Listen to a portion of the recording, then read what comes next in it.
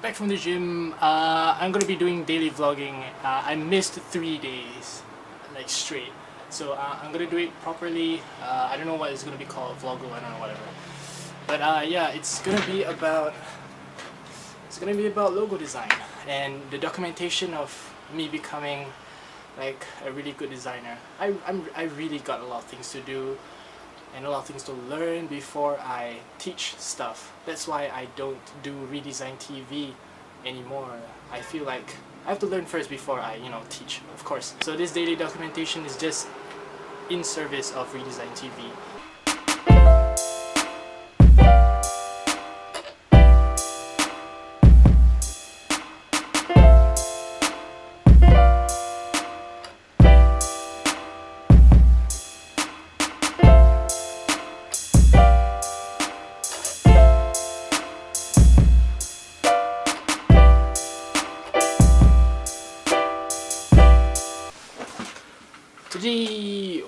Today I'll be focusing on redoing my typography poster. I was doing one on Fight Club. We have to do like a movie poster just using typography and words, but I realized that using words alone is just really boring for a movie poster, so I decided to I'm doing Fight Club, and so I decided to try and illustrate Tyler Durden inside the typography poster and make him intertwine with the words, the typography. And I think it's an interesting concept. Let me show you the concept. So this is the concept. This is basically Tyler Durden. No fear, no distractions. The ability to let which does not matter truly slide will be intertwined with him. I'll probably be using Photoshop and Illustrator to vector the lettering. And I think the style that I'm going to do is inspired by Sean Delero. I wonder if that's his name. His Instagram posts, his designs, so awesome. And I'm going to take some inspiration from him. Very dark, very edgy, and that's what I really like. That's the feel that I want. And the very cool blue is really the color scheme of like Fight Club. If you have seen Fight Club, this is literally the color scheme. So yeah, I had to redo this because we have to use our assignments that got A grade in order to build our portfolio for our internship. So basically the assignments that we had A grade are our portfolio pieces for internship. So yeah, I'm gonna redo it, but like last time they asked us to do like purely by just using fonts, but I realized fonts are just too damn boring, not custom. I want something custom, and yeah, I'm just gonna do it some hand lettering.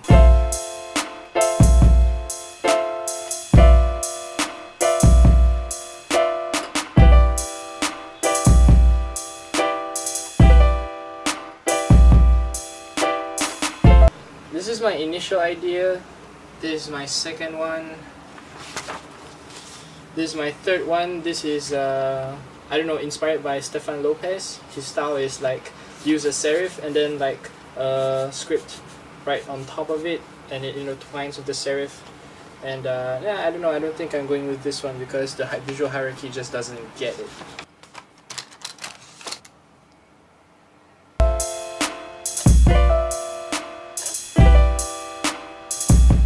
Okay, I'm gonna do the actual exercise now.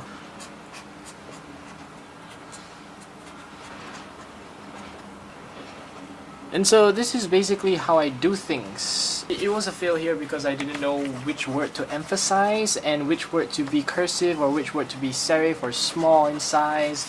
And it's just troublesome, and so I'm just gonna do the exercise again, even though I already did like a few months back. But yeah, just in case. So basically I list out my words to be placed inside the lettering piece, and I underline or highlight every single word that has to be emphasized first.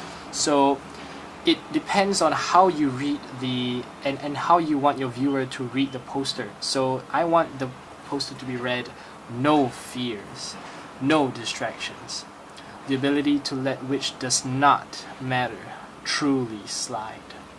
And those enunciations that I made longer, like no fear, that's the word that I want to emphasize, and I'll just underline it so that I'll know which word to emphasize and stuff. opaque straight would be just emphasize, like make bigger. And then this one would be like a special word, like make it pretty. And well, what I mean when I say pretty, it would be like cursive. Like for example, distractions. I'll just put it on a script.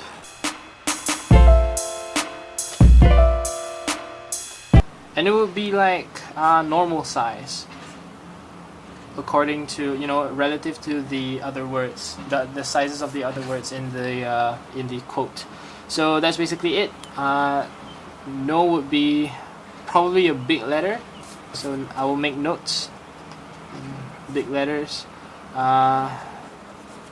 Does not matter. Okay, this one also should be big.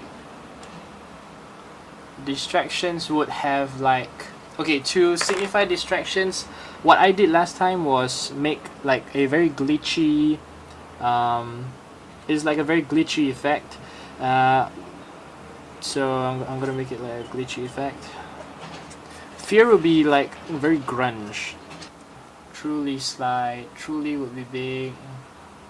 And then slide would be, yeah, I think slide would be appropriate for monoline script, because it's such a beautiful word.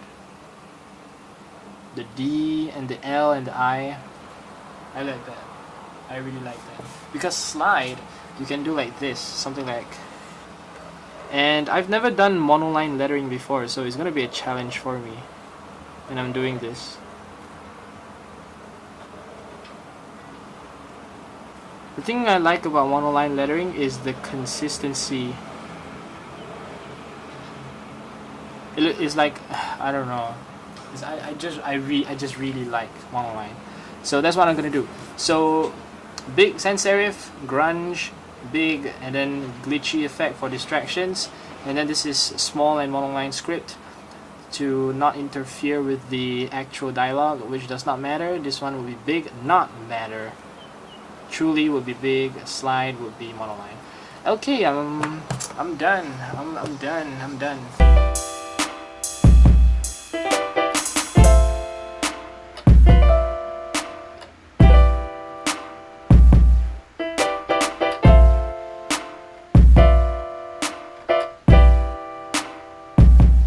I just hand lettered it, did the no fear, no distractions.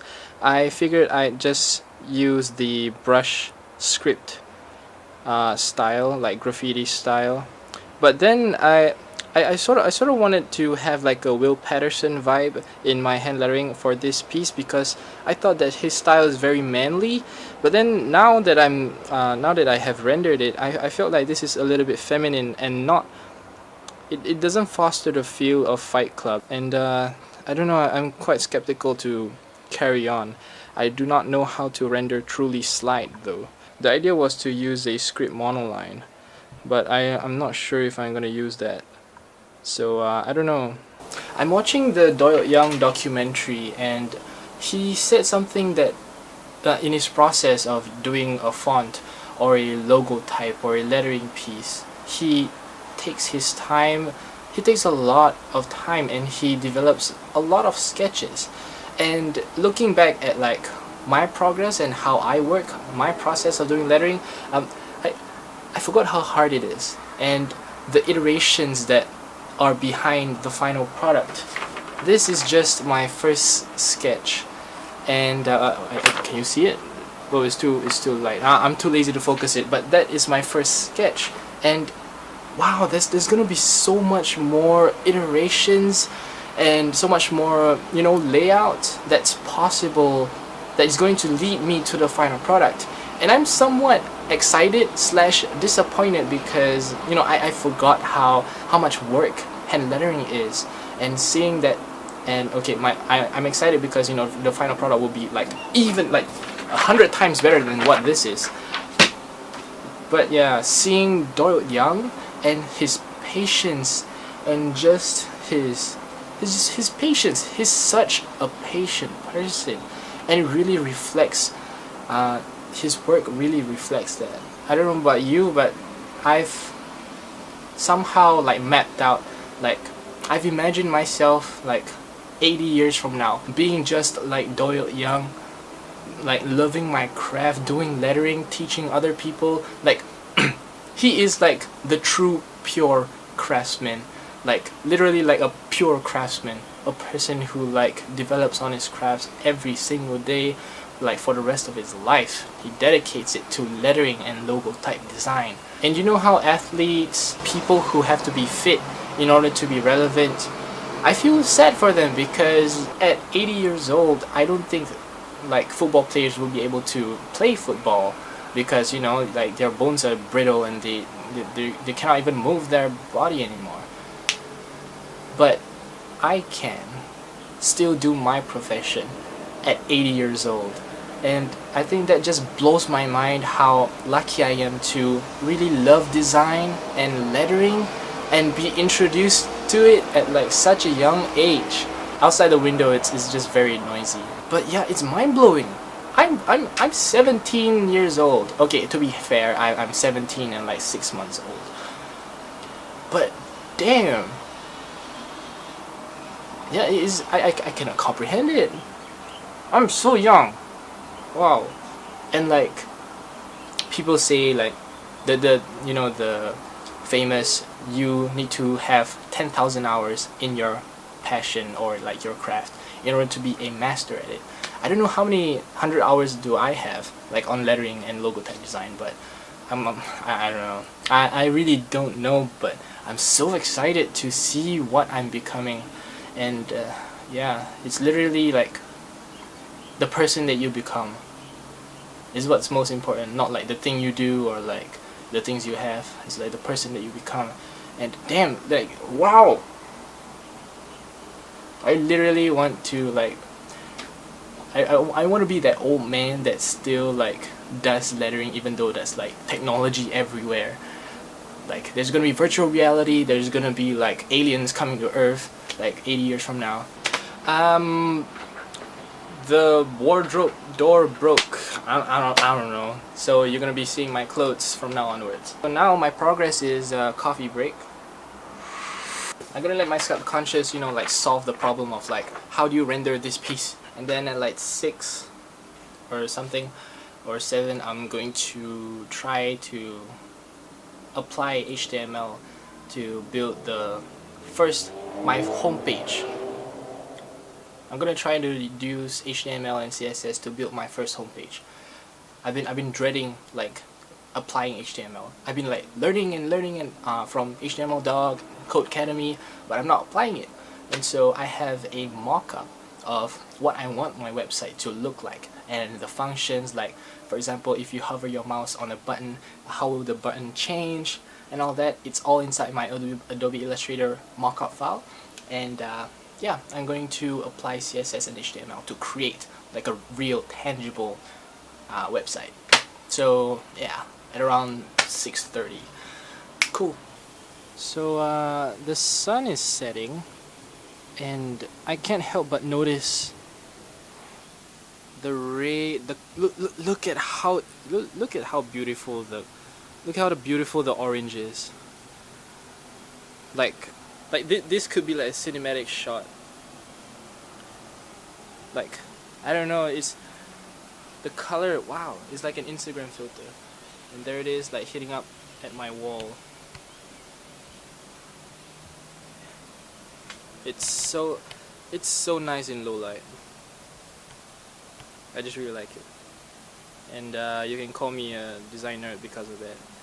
I just really love the color. Like wow, this is 30 minutes of coding. I'm a novice at this. I should be faster than this actually. Trying to do navigation tab first, and this is the mockup that I was telling you just now. The website mockup. This is heavily inspired by Apple's website. Very clean, and what I noticed about their website is that the nav bar is very thin. This just basically displays my projects. This is one that like I really like, the Nike one. I really love this one. This is like actually it's actually from a pun, Janoskians of the Galaxy from Jack's Films, and the button is inspired by Ferroconcrete's website. And yeah, I just love how they display their their work. This one is the Asus logo, the one that I fixed. I just used like a transparent like big Asus logo to like fit the background so that you have the futuristic theme. And I really love clean websites. It's responsive and people can understand very easily how to use it even though they're not a tech savvy person. And yeah, so that's basically it. I'm just gonna end my day off with this. So that's basically my vlog. The reason why I'm starting this vlog is because I'm the most inconsistent person that I know, and without public accountability, like without someone to keep me in check, I just don't do any work. And now I want to build the habit of every time I get bored or every time I feel like slacking off, I'd vlog. I turn on the camera and like just talk about what I'm thinking and what I'm struggling with. And it's so far I know it's just been one day, but so far it's been quite helpful to me. And so yeah, it's a really selfish thing, this vlog.